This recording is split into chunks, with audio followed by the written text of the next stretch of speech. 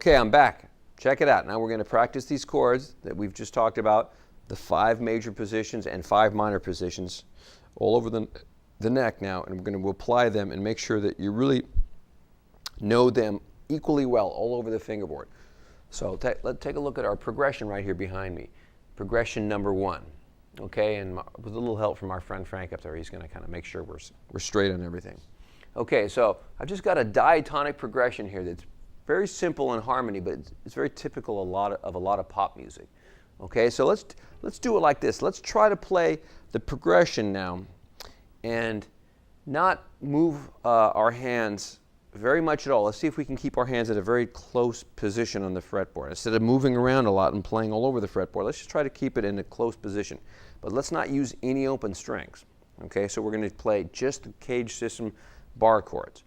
Okay, so that means if I start in the lowest position of A, using one of the CAGED chords, it's going to be this one right here. Not this chord, because that's going to involve open strings. Just for now, we're not going to use open strings. So I'll go from here, and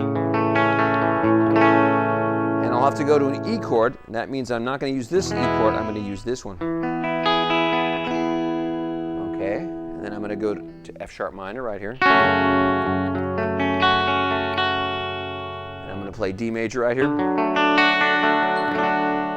then I'm going to go back to A, to E again, and B minor right here.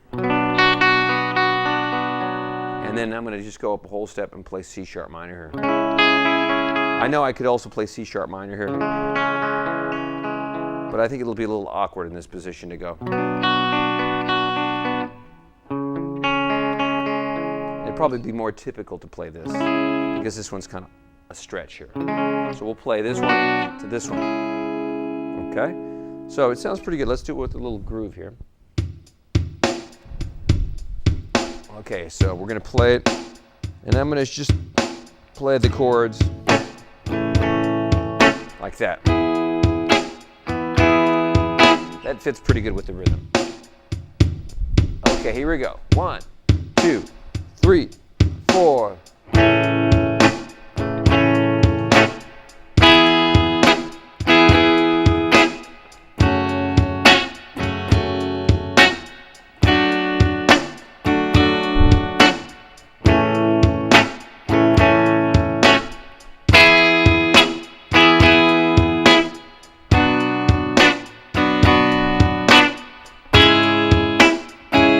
Cool, huh? Let's stop right there.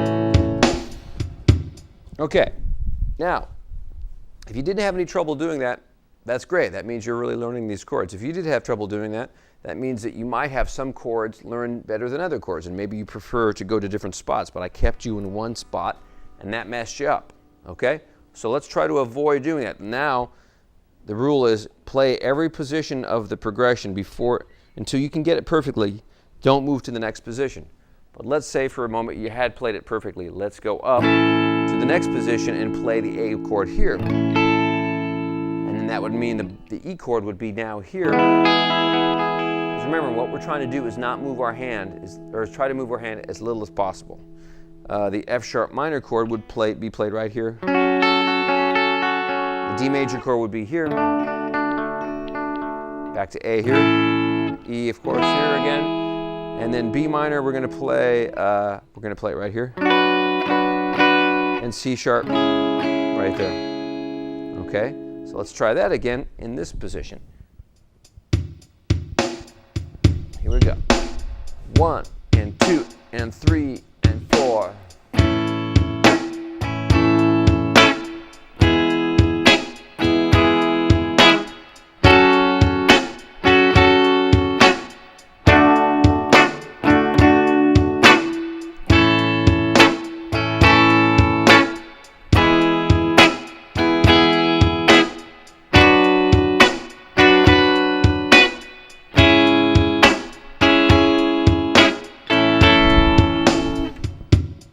Okay, so I bet you know what we're going to do now. I'm going to have you do it one more position up.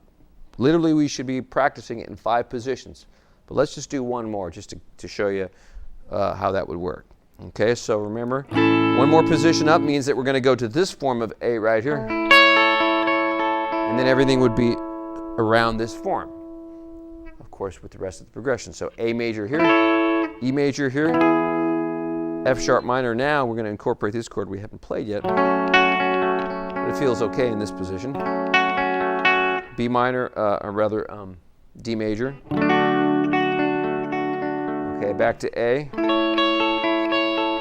E major, B minor here, and C sharp minor. This time I think I'm going to record it. Okay, so you guys help me out. Here we go. Here we go. 1, 2, 3, 4.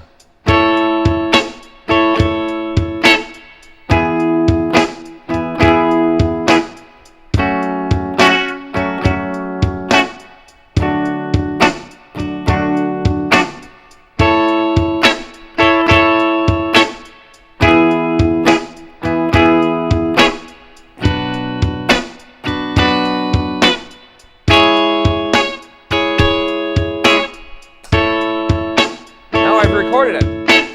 Sounds pretty good though, doesn't it?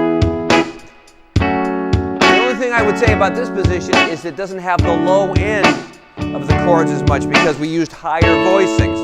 That A chord is real bright, but it doesn't have the bottom end. So I'm going to record the bass on my guitar now. We fill it out a little bit, okay? So here's the bass. 3, 4.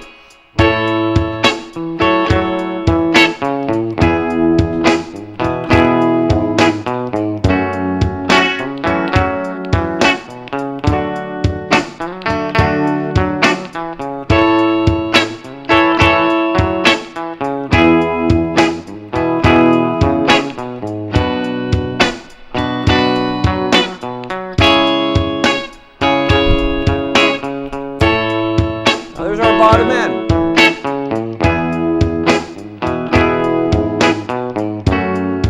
Now there's one other thing I might want to do. I'm going to stop it so I don't have to scream. There's one other thing I might want to do. We've got a real accent on the chords and we've got a little bass line now. But perhaps what we want to do is add an arpeggio to the chords. Okay? So what I mean by that is this right here. Notice that I have the first two chords of the progression right here, and I've tabbed out what an arpeggio application would be. And all I mean by arpeggiated chords is simply playing the notes of the chords instead of a strum like that. I'm going to play them as a broken chord. Okay. So if you look at the numbers, it's going to sound like this. I'm going to hold this A chord like this, but I'm only going to play these selected notes. Okay. It's going to create the sound of the chord, but it's going to be a little bit more melodic, perhaps. So it's going to sound like this. Right? You hear what I'm doing there? And all I'm doing is playing individual notes here. That's 7, 7, 6, 7, 5, 6, 7, 6 in terms of the frets that I'm playing.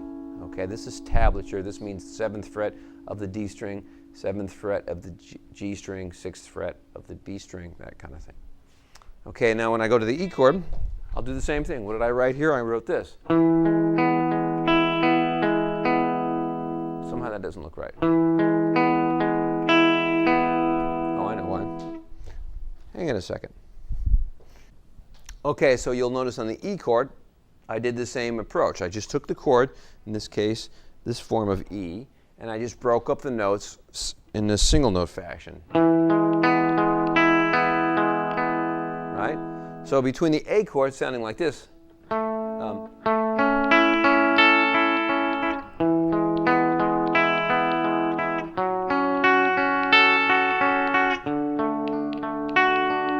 just going to continue.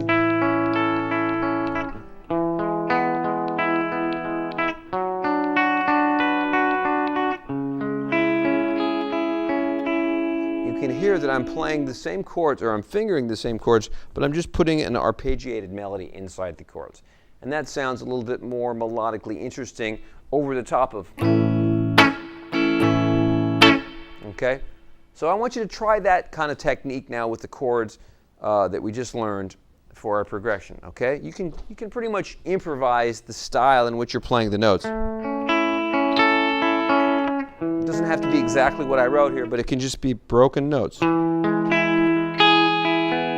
Right?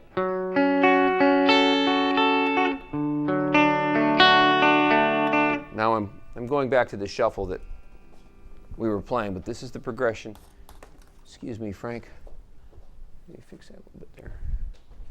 Okay, so we're going to play along now using the arpeggiated concepts that we just talked about, along with the progression that we've just recorded over our progression.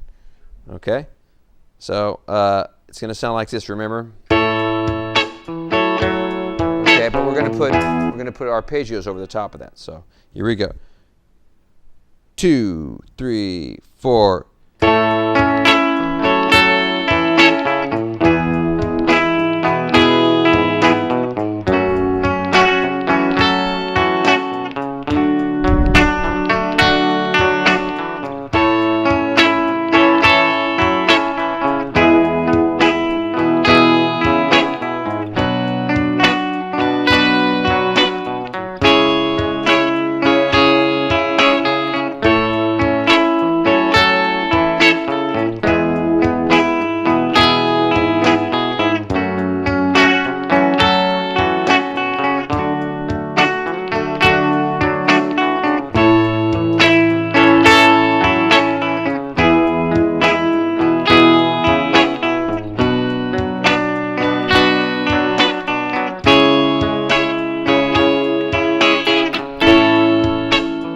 All right, there we go. You got a nice little progression now. You've added some arpeggios to it. You learn how to make it interesting with other things now.